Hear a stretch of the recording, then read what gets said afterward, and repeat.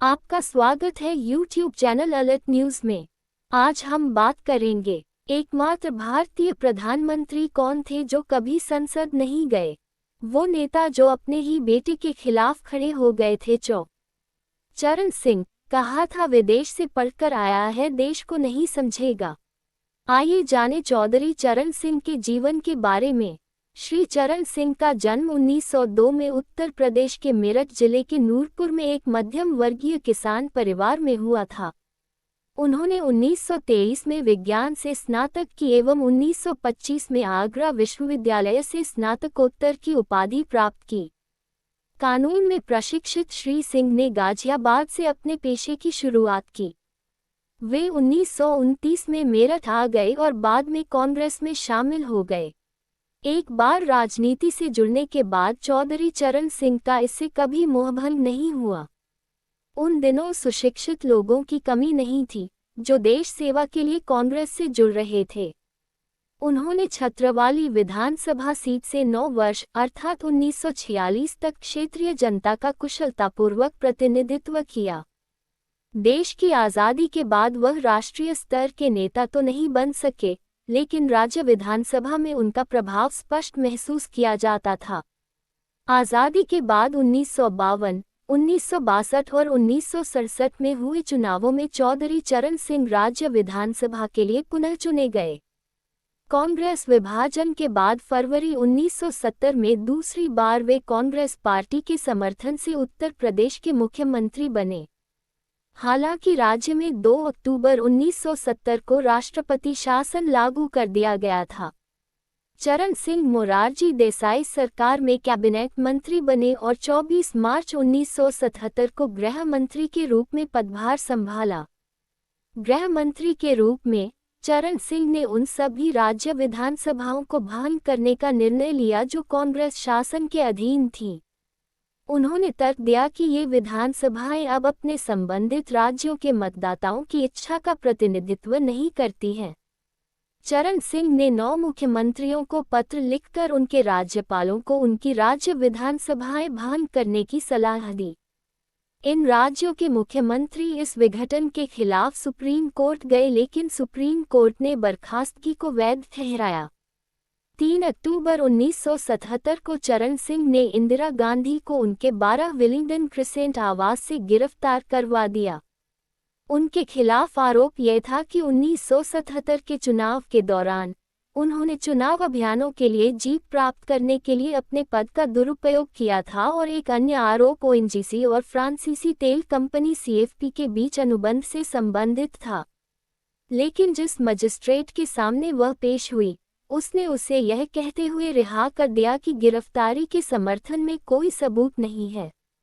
गिरफ्तारी को विफल करके सिंह ने अपना त्यागपत्र तैयार किया, लेकिन मोरारजी देसाई ने इसे स्वीकार नहीं किया। 1 जुलाई 1978 को चरण सिंह ने इंदिरा गांधी के मुकदमे को लेकर मोरारजी देसाई के बीच बढ़ते मतभेदों के कारण उनके मंत्रिमंडल से इस्तीफा दे दिया। दिसंबर 1978 में सिंह जनता पार्टी को खत्म करना चाहते थे और जनता पार्टी सरकार के स्थान पर गठबंधन सरकार चाहते थे। 24 जनवरी 1979 को सिंह कैबिनेट में वापस लौटे और उपप्रधानमंत्री और वित्त मंत्री के 2 विभाग संभाले। चरण सिंह 1987 में अपनी मृत्यु तक विपक्ष में लोकदल का नेतृत्व करते रहे। देश में कुछ ही राजनेता ऐसे हुए हैं जिन्होंने लोगों के बीच रहकर सरलता से कार्य करते हुए इतनी लोकप्रियता हासिल की हो। एक समर्पित लोक कार्यकर्ता एवं सामाजिक न्याय में दृढ़ विश्वास रखने वाले श्री चरण सिंह को लाखों किसानों के बीच रहकर प्राप्त आत्मविश्वास से काफी बल मिला। श्री चौधरी चरण सिंह ने अत्यंत साधारण जीवन व्यतीत किया और अपने खाली समय में वे पढ़ने और लिखने का काम करते थे। उन्होंने कई किताबें एवं रूचार पुस्तिकाएं लिखी, जिसमें जमींदारी उन्मूलन, भारत की गरीबी और उसका समाधान, किसानों की भूसंपत्ति या किसानों के लिए भूमि, prevention of division of holdings below a certain minimum, cooperative farming act आदि प्रमुख हैं।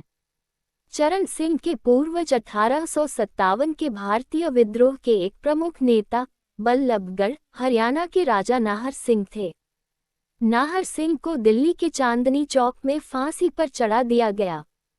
अपनी हार के बाद ब्रिटिश सरकार के उत्पीड़न से बचने के लिए चरण सिंह के दादा सहित महाराजा के अनुयायी पूर्व की ओर उत्तर प्रदेश के जिला बुलंदशहर में चले गए। पैदल ही विधानसभा से घर आते जाते। मंत्री थे नहीं सो गाड़ी कहाँ से होती। एक संस्मरण में जिक्र है, चौधरी साहब पैदल आते जाते, पर उनके पूर्व निजी सचिव तिलक राम शर्मा को इस पर काफी कष्ट होता। वह किसी न किसी अफसर से आग्रह कर चौधरी साहब के घर भेजते और वहां जाकर उनसे कहते, चौधरी साहब मैं उधर ही जा रहा हूँ, चलिए छोड़ दूं। कई दिन ये सिलसिला चला तो उन्हें तिलक राम पर शक हुआ और उन्होंने सख्ती से उन्हें मना कर दिया। अब वह रोज पैदल ही विधानसभा से घर आते जाते, खुद के जेब से भरते थे पेट्रोल और टेलीफोन का बिल। चरण सिंह ने अपने काम और व्यवहार से आने वाली पीढ़ी के लिए मानक स्थापित किए। बात उन दिनों की है जब चौधरी चरण सिंह मुख्यमंत्री थे। मुख्यमंत्री बनने के बाद वह मॉल एवेन्यू स्थित बंगले में रहते थे। एक दिन उन्होंने देखा कि घर आया रिश्तेदार किसी को फोन कर रहा है। वह उससे तो कुछ बोले नहीं, लेकिन शाम को निजी सचिव को आदेश हुआ कि बंगले पर टेलीफोन के पास एक रजिस्टर रखवा दिया जाए, जिस पर फोन करने और आने का ब्यौरा दर्ज हो। एक पुस्तक के संस्मरण से पता चलता है, निजी सचिव ने कहा, मुख्यमंत्री होने के नाते आपके व्यय की कोई सीमा नहीं है, इसलिए रजिस्टर रखवाने की कोई जरूरत नहीं लगती। जवाब में चरण सिंह बोले, मुख्यमंत्री को असीमित अधिकार का मतलब ये तो नहीं कि सरकारी धन निजी काम पर खर्च हो, वह रजिस्टर रखवा कर माने। इसके बाद हर महीने रजिस्टर से मिलाकर सरकारी काम के लिए हुए टेलीफोन का बिल निकालकर शेष का भुगतान चौधरी चरण सिंह निजी खाते से करते। निजी दौरे का खर्च अपने खाते से चुकाते थे। मुख्यमंत्री बने हुए उन्हें कुछ ही दिन हुए थे कि उन्हें एक निजी समारोह में भाग लेने जाना पड़ा। वहां से लौटकर आए तो ड्राइवर से कहा कि इसे अलग नोट कर लेना।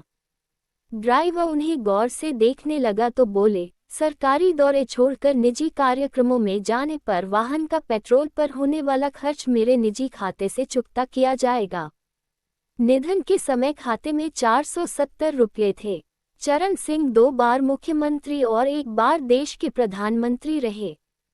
लंबा राजनीतिक जीवन व्यतीत करने के बाद भी उन्होंने अपने लिए संपत्ति नहीं बनाई। दिग्गज नेता के निधन के समय उनके खाते में मात्र 470 रुपये थे।